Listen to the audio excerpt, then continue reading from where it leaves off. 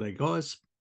This is looking at COVID and heart issues relating to COVID that we're going to look at. We're also going to look at my favourite molecule, taurine, and what role that has to play in the scheme of things. So first, let's look at the Reddit posting that came up about a day ago.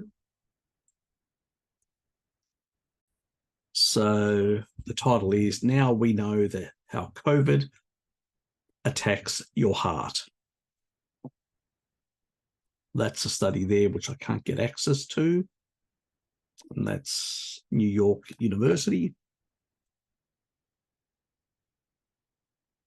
But we do have part of that in this blog. So scientists have noticed that COVID-19 can trigger serious cardiovascular problems, especially amongst older people who have built up fatty material, plaquing in their blood vessels. But now a new study has revealed why and shows that SARS-CoV-2, the virus that causes COVID-19, directly infects the arteries of the heart. So up until now, we were, the big thing was, it infects a few things here and there. It infects the lungs in particular, being a respiratory infection, but it seems to basically be a bit more endemic in the way it operates. The study also found that the virus can survive and grow inside the cells that form plaque, build up of fat-filled cells. Well, they got calcium as well. That narrow and stiffen the arteries, leading to atherosclerosis. If the plaque breaks, it can block blood flow and cause a heart attack or stroke. SARS-CoV-2 infection makes the situation worse by inflaming the plaque and increasing the chance that it breaks free. Now, that's a big concern because we've got a lot of people on a sad diet with a lot of inflammation and a lot of underlying plaque. Now, sometimes they may not have, massively developed plaque. It may just be plaque streaks and stuff like that. But the potential that this can infect those and actually rupture them and potentially cause some sort of, if not full block, but some sort of angina. There's always risks with these things, is extremely concerning, to say the least. This can explain long-term cardiovascular effects seen in some, if not all, COVID-19 patients. And we have noticed an increase in issues relating. So, anyway.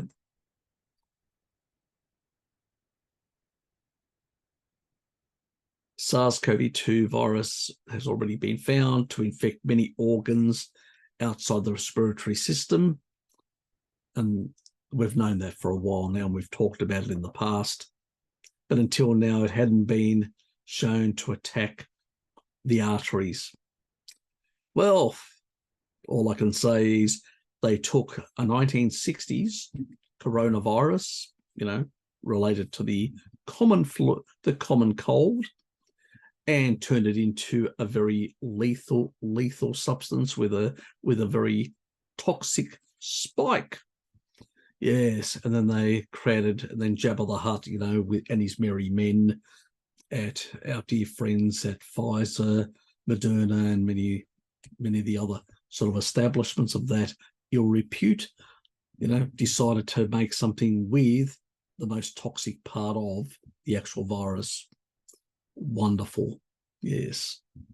And then make sure or demand that millions, undergo such a procedure from our dear friend Jabba the Hutt. Yes, that guy. Let's move on before I say too much. And that is my personal opinion. It's not medical advice. Mounting evidence now shows that SARS-CoV-2 is not only a respiratory virus, but it can also affect the heart and many other organ systems. And that's quite concerning. Research has shown the risk of developing heart and cardiovascular disease, including heart failure, strokes, irregular heart rhythms. That's a problem. Even my younger sister, had this recently, and she went to the hospital again for this sort of issue. And she was forced to do AstraZeneca also earlier in the piece in order to hold on to her job. So she wasn't very happy about that. But anyway, cardiac arrest, blood clots, that's what happened to Dad. Increases 2 to 5 times within a year of COVID-19, even when the person wasn't hospitalized. So, if you wanted to make the perfect weapon for might I speculate, there are some people out there that think depopulation is a good idea. I'm not claiming anything. Yes. Anyway, virus triggers the inflammation in plaque, which is a problem, especially with a lot of people, modern people, who are on sad diets who have far more plaque than the average person. So, very worrying. A recent study of more than 80,000 people, led by Fabio Angeli, a cardiologist at University of Subria in Varese, Italy, has shown that COVID-19 patients develop high blood pressure twice as often as others. More worrying is that the risk of cardiac disease can also rise for patients who suffered only mild COVID symptoms. I still regret that I allowed myself to lower my vitamin D and my taurine intake for about a month, and I made myself susceptible to getting infected from Dad, now that I know this sort of stuff. So, yes. So keep your vitamin D status to a good level, and your taurine intake to protect your T lymphocytes from immunosenescence and for them to be very powerful, because that's your last ditch line of defense. Let's put it that way. So we don't want any more reinfections, but there is a concern for the cardiovascular side of things, because obviously, while I've reduced my plaquing, I've reversed my own underlying fibrosis that I had in my heart. That's been eliminated. I've got good blood perfusion, but I've probably still got a bit of plaquing there. It hasn't, it takes quite a few years to clear out completely. So that does concern me quite a bit, very much. The original findings in this study is that the virus was convincingly found in the plaque of the coronary artery, says Joan Carlos Kasky, a cardiovascular specialist at St. George University of London, who was not involved in the study. So he's probably been doing some independent research on looking at the whole issue. The New York University team found that in the arteries, the virus predominantly colonized the white blood cells called macrophage. Macrophage are immune cells that are mobilized to fight off infection, and these same cells also absorb excess fats, including cholesterol, from the blood. When macrophage loads too much fat, they change into foam cells. That's only in inflammatory conditions, which can increase plaque formation. So you sort of have to be on a sad diet to create these inflammatory conditions for these downstream effects to happen. But obviously, there's a lot of people, probably a lot of our family members, that have got some level of inflammation going on at this time and are being exposed to this virus and may not have a robust enough immune system to protect themselves. To confirm the virus was indeed infecting and growing in the cells of blood vessels, scientists obtained arteries and plaque cells, including macrophage and foam cells from healthy volunteers. Then they grew these cells in a lab, petri dish, and infected them with SARS-CoV-2. Obviously, we can't do human experiments, so in vivo stuff.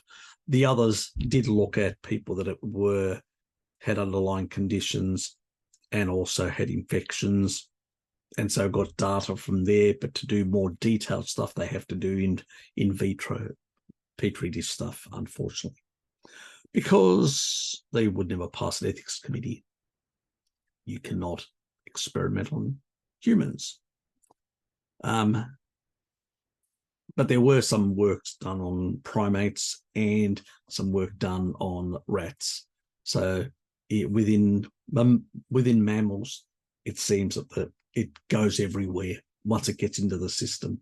Once it passes the respiratory system, it goes to many different places, the reproductive organs, to all sorts of places. And it's a reason why even doctors,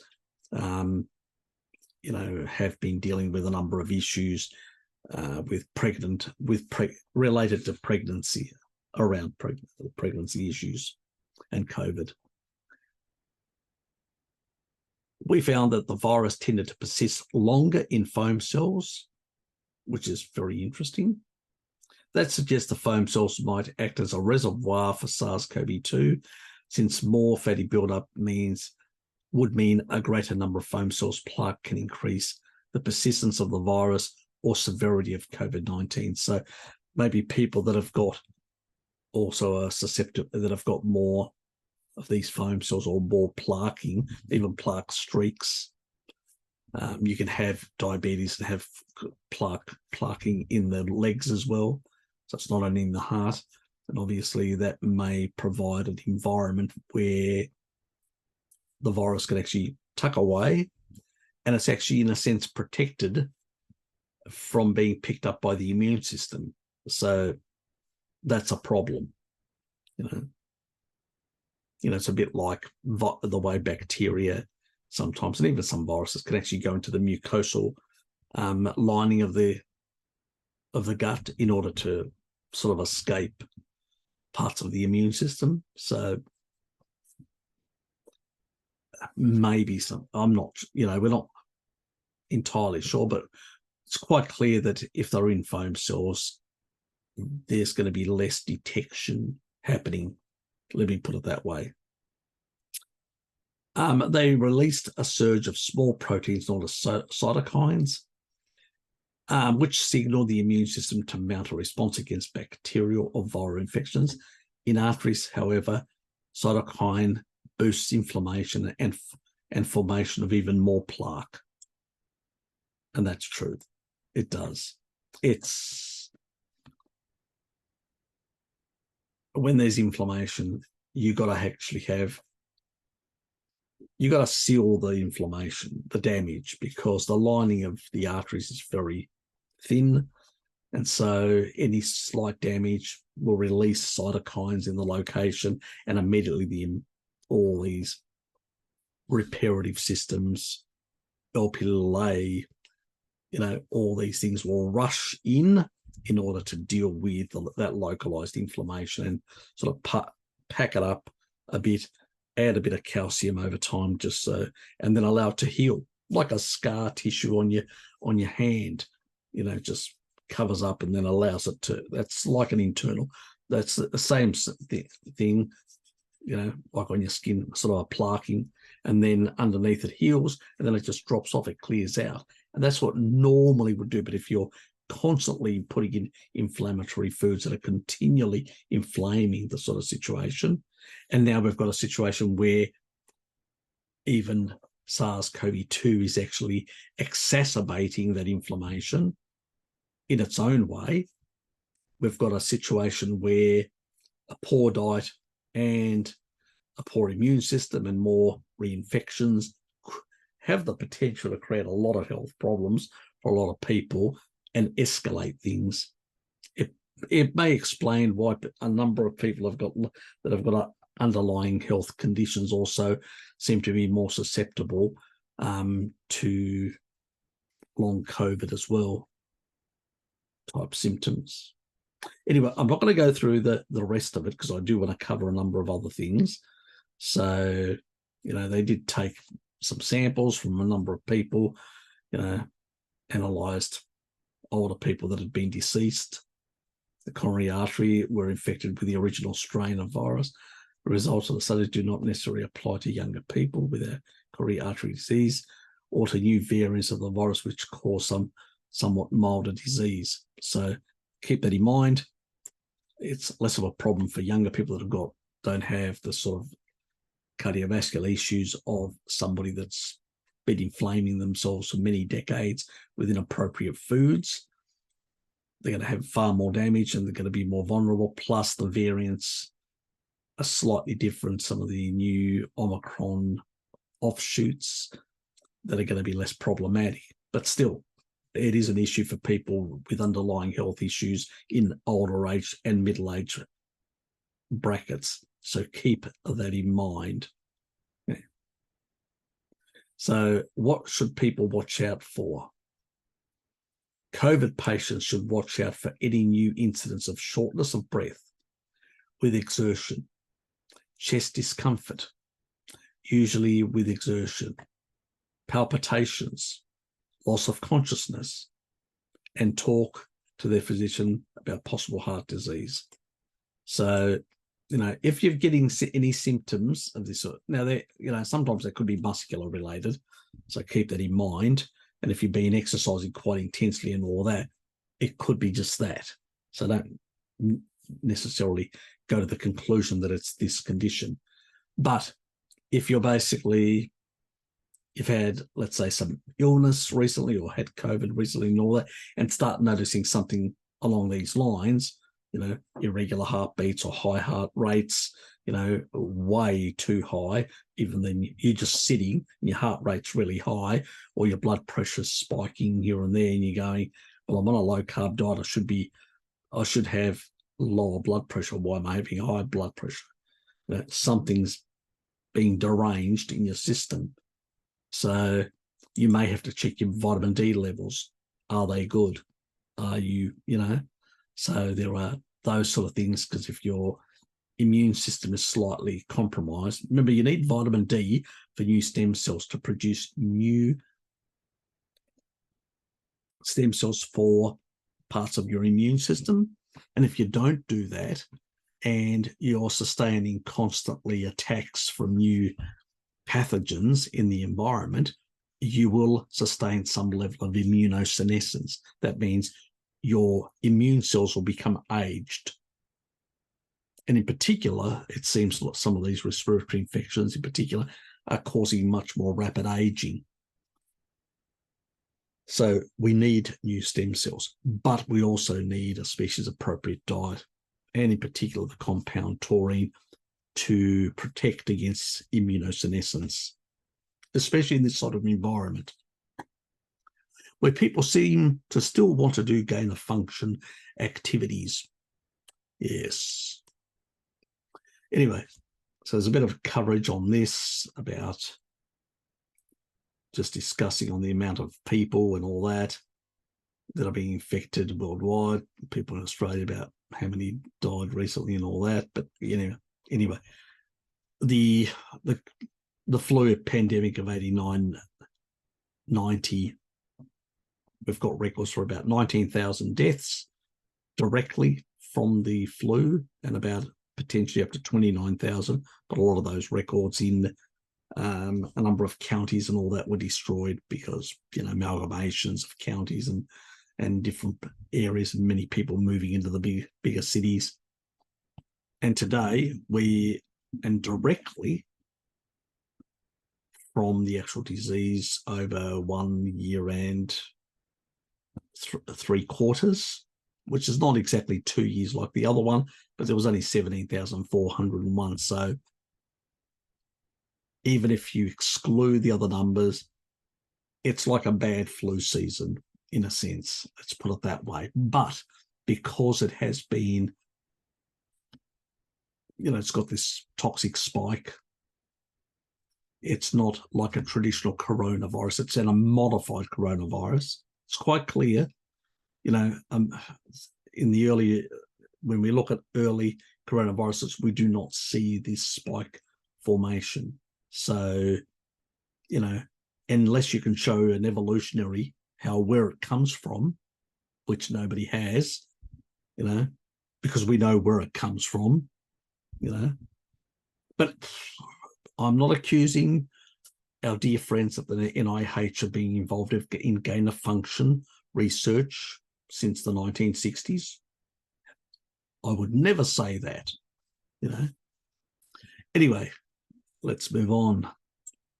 So even from the infection, we're only talking about even myocarditis, 40 out of a million times 100. It's about 0.004. So it's very low numbers. If we were talking about 1%, or we were talking about, much higher, fine. Where, for instance,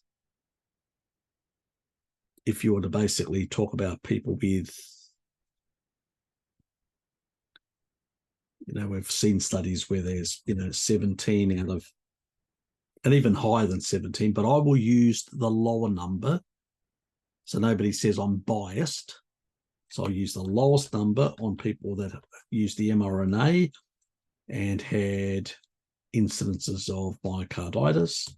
So 17 out of 100,000. Divide that by 0.004. That's about 4.25 times more. So definitely wasn't a good idea to basically use the most toxic part of the actual virus to create an mRNA with. We'll leave it at that.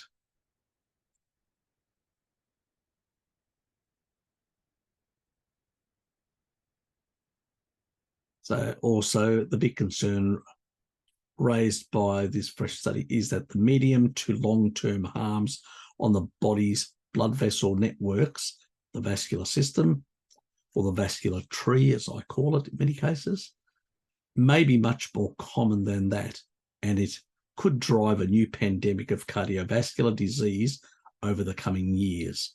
That's a big concern for everyone, including myself and many others that are in a similar sort of situation. So this is a study on long COVID. I'm not going to cover this because I have covered something similar. I will provide the link if people want to. This is an older study that was done back in last year in February. So it's but anyway, let's go and look at what is research looking at as options. So this is University of Alberta, and pretty much research identified the amino acid that may play a key role for predicting and treating long COVID. Phase 3 trials of supplement proposed new diagnostic tool to be validated. This was October 26, 2023. Well, they could have asked me years ago, and I would have told them the best thing for respiratory infections. Anyway, University of Alberta research have identified the amino acid that may play a key role in predicting the poor clinical outcomes and treatments of long COVID. Exactly. Long COVID issues can be dealt with in an appropriate way. In research published in Cell Report Medicine, the team says it has developed a predictive test to determine which patients with COVID-19 will go on to develop long-term symptoms and proposes a clinical trial of an already approved supplement as a potential treatment. This research helps us understand what's happening in the body with long COVID and could lead to better treatments and tests for them in the future, says Principal Investigator Gavin Udit, Professor of Medicine at the University Alberta, Faculty of Medicine and Dentistry, and Director of the Heart and Function Clinic at the Mazakovsky Alberta Heart Institute. In the study, the team followed 117 Alberta patients who were admitted to hospital with acute COVID-19, taking blood samples upon admission, and at 6 months examining their clinical records for 18 months. 55 of the patients went on to develop severe post-COVID conditions or long COVID. Research analysed patients for changes in proteins and metabolites, as well as signs of inflammation. They then reviewed results using machine learning and developed a predictive model composed of 20 molecules. They found their model predicted adverse clinical outcomes following discharge from acute infections with 83% accuracy. So this is the head of the research, Gavin Udit. The most striking difference the researchers found amongst patients was in their plasma levels of the amino acid taurine. So out of everything, they looked at all these molecules. The key difference for the outcome patients was how much taurine was in their bloodstream. Patients with a lower level of taurine had a lot more symptoms, more than of them were hospitalized, and there was an increased risk of mortality, says Udit, who is also a member of the Women's and Children's Health Research Institute. Patients that with the high levels of taurine and maintained high levels of taurine in their blood had much fewer ongoing symptoms and did better.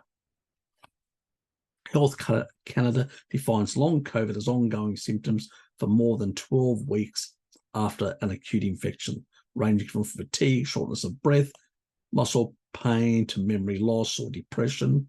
There is no proven treatment. Well, currently, that's the mantra from the official line for COVID. So symptoms are managed individually, such as by prescribing blood pressure medication for hypertension, inhaler, steroids for lung problems, and so on. There's plenty of research, and I've discussed it before, with vitamin D and taurine playing a very important role in the lungs.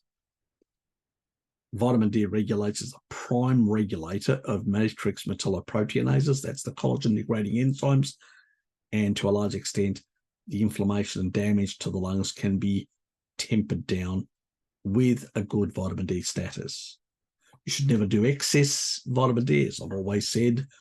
You should, if you're very low, you should go for 10,000 IUs and get your levels up. Maybe for a week, go to much higher levels, like 20 to 50, depending on body size and all that sort of stuff. For a week, no more, then drop back to about 10 for a couple of weeks. Then, after a month, then definitely once we're talking about people that have got very low vitamin D status, then drop down to 5,000 IUs. If you've only got mild or close to normal, at the bottom of the normal range, or the top of the deficiency, semi-deficient sort of state, 5,000 IUs is probably fine. Maybe a week of 10,000 IUs to get your status up, and then keep to the 5,000 IUs, which for most people is going to be safe, because there are genetic variabilities. There's all sorts of things. Unless you've got persistently low things are not going, then you need to look at the malabsorption, whole of other issues, maybe even a liposomal form of vitamin D, which is available on a both on Amazon and on iHerb. They do have a liposomal version for those who have issues with absorbing vitamin D. So just keep that in mind. There is, anyway, we'll go down. Taurine is a semi-essential amino acid found in meat and fish, and also produced by the human liver, not in sufficient amounts. And after 65, it actually drops quite a bit. It helps regulate several physiological functions. And if you don't provide the body with enough methionine and cysteine, you're going to have, that means if you're not eating enough meat to get these amino acids, well, the enzymes that may be involved, they still need the material to do their work, so to speak, do the conversions. So, help regulate several physiological functions, including the immune system. I'll cover that in a future video. I've talked about it many times about T lymphocytes in the past in a number of COVID videos. People can go all the way back and they can see me covering taurine and covering vitamin D and stuff like that from the early stages. Anyway, linked taurine supplementation. In June, a major paper published in the journal Science linked taurine supplementation with slower aging in mice and primates. We've got plenty of studies in those sort of things. So, well known, taurine is required additive in pet foods and baby formulas. Obviously, it's used in energy drinks to spike caffeine, not a good thing, and is also available in capsule form as a supplement. I wouldn't take it in the capsule form. I take it in the powder in the free form. Has to be in the free form, unbound from anything else, and usually the free form that is produced in the US and Germany is done in labs in ways that are not using toxic chemicals like in China. So just keep that in mind where you source your stuff. Further study of the impact of taurine supplementation in humans is needed. So it's audit, but existing small studies show no harm, side effects, suggesting there may be a positive effect such as lowered blood pressure, improved cognition, and gastrointestinal benefits. Now, I've covered the molecule in the digestive issues playlist. There is one about the molecule that actually regulates the gut microbiome. Well, that's taurine, borinflammasone, and AMP. So that's how that works. And the regulation of inflammasome is very important in terms of regulating immune response and immune function within the digestive system. So it's it regulates a whole lot of things, even regulates proton pumps in your stomach. It's like, as I said, a Swiss Army knife for a lot of things. Improves cognition, yep. New stem cells in the brain and a whole lot of pathways in improving the functioning of mitochondria. Just, it goes on and on.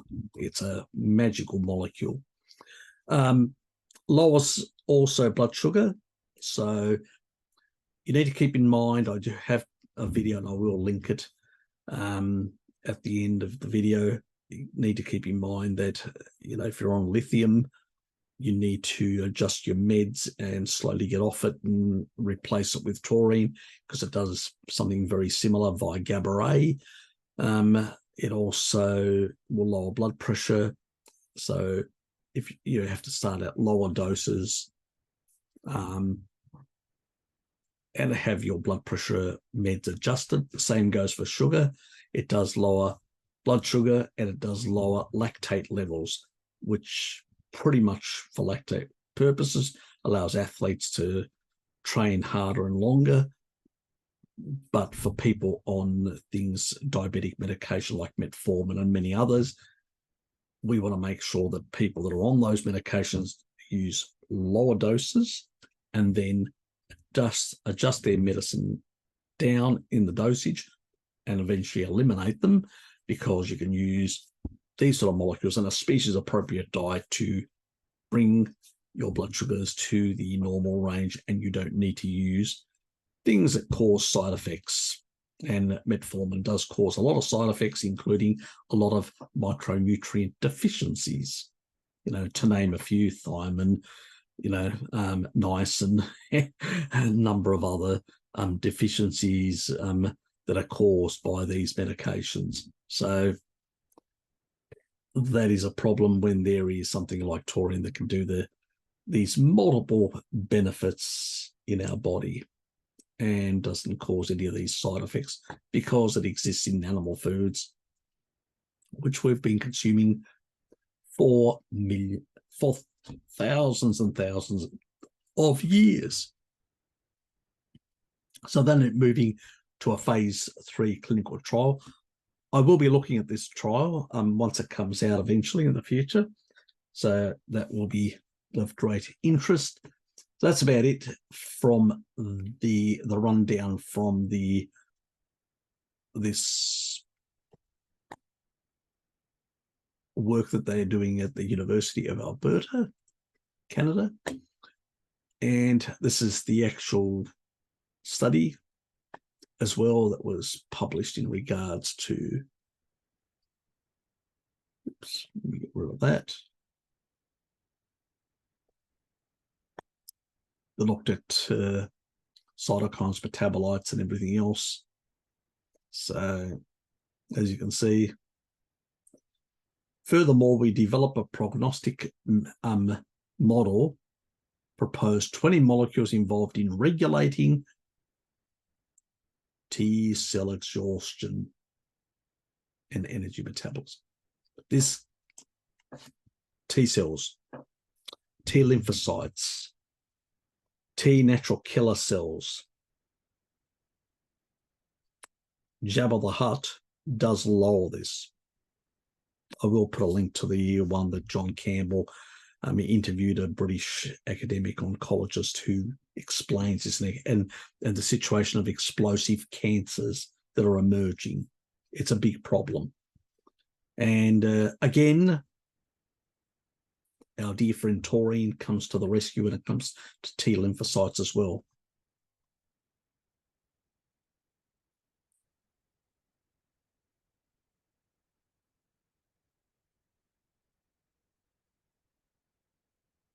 And we know, is it going to pop up?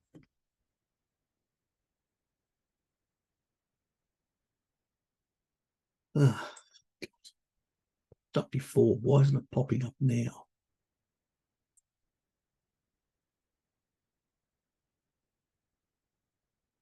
As you can see, it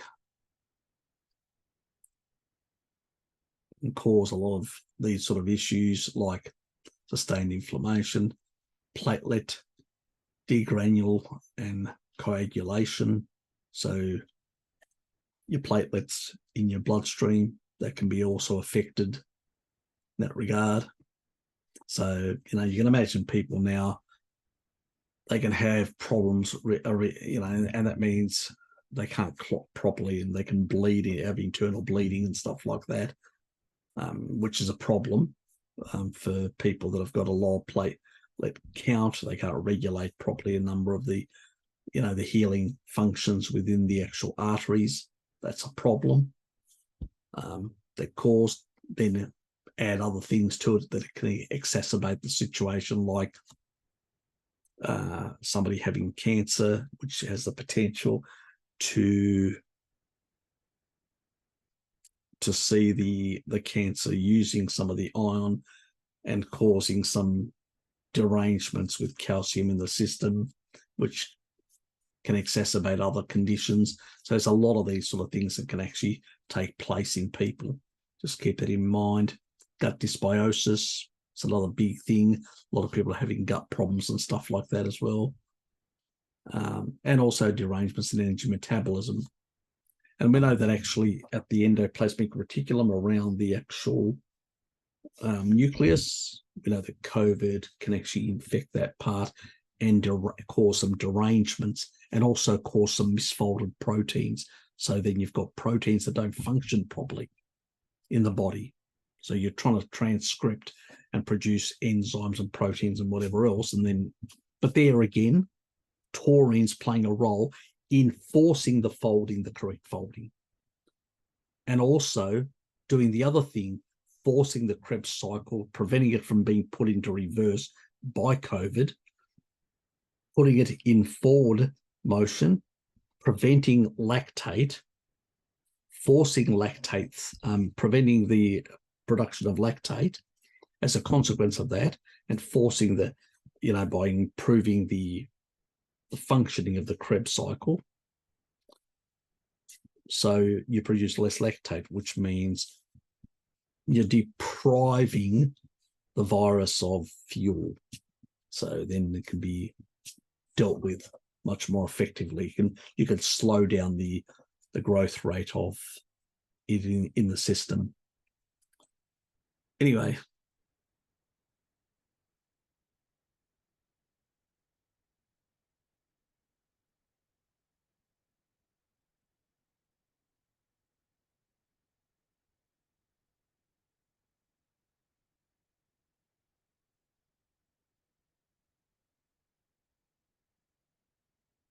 So looking at different types of symptoms. We've seen all sorts of symptoms, the big ones, your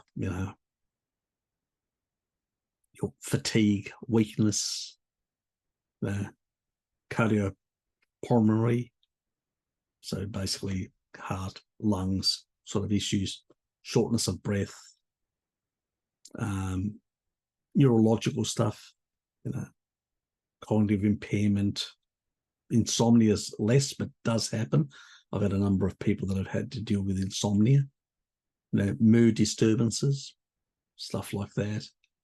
Other milder things, other things like gastrointestinal, nausea, abdominal diarrhea, headaches, changes in smell, changes in taste, tachycardia, palpitations, chronic coughs, muscle aches, runny nose, night sweats, much rarer, but they do happen, chills and temperature, liability. But the big ones are, that fatigue, the weakness, the effects on the heart and the lungs, shortness of breath, some neurological stuff, in particular cognitive and mood disturbances are the two big ones. So these are things that I've covered before to a lesser extent, but what this study is again confirming, that these are problems that are still persisting. They're doing a whole lot of, people want to look at this, they can actually get an idea of a whole lot of different things and some of the actual effects on glutamine, serotonin, and many other compounds. So it goes on and on. It looks at a number of different effects.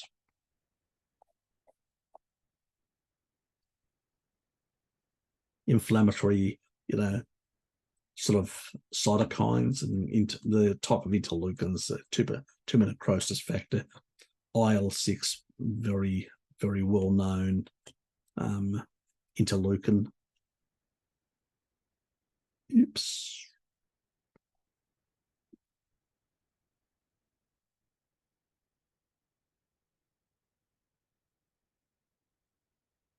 And these are showing all these different sort of compounds and different things and the effects and the amounts in the system. So I will leave it at that without going any further. Stop there. And pretty much what we're looking at is that this, I'll call it a bioweapon, but anyway, others will call it something different. That's my personal opinion.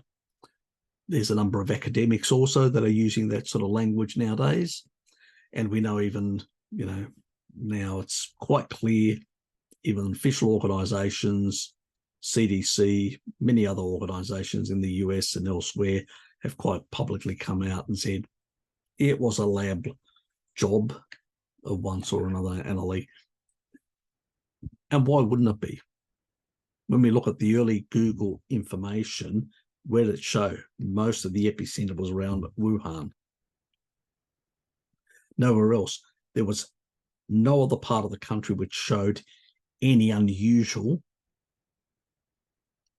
sort of data, because these are data analytics.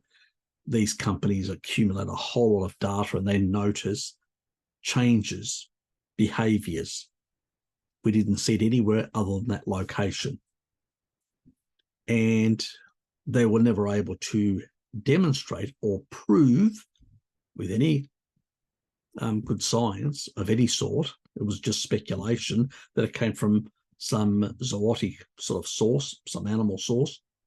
Never found, never proven, never shown. So if you can't show the evolution of something, of a virus, from another organism and modifications over time, then really, because we can do that with common cold, we can do that with influenza, we can, all the different types of influenza. We can do that with a lot of things. But with this one, we can't, because it's obviously, it doesn't have much of a history other than a lab history.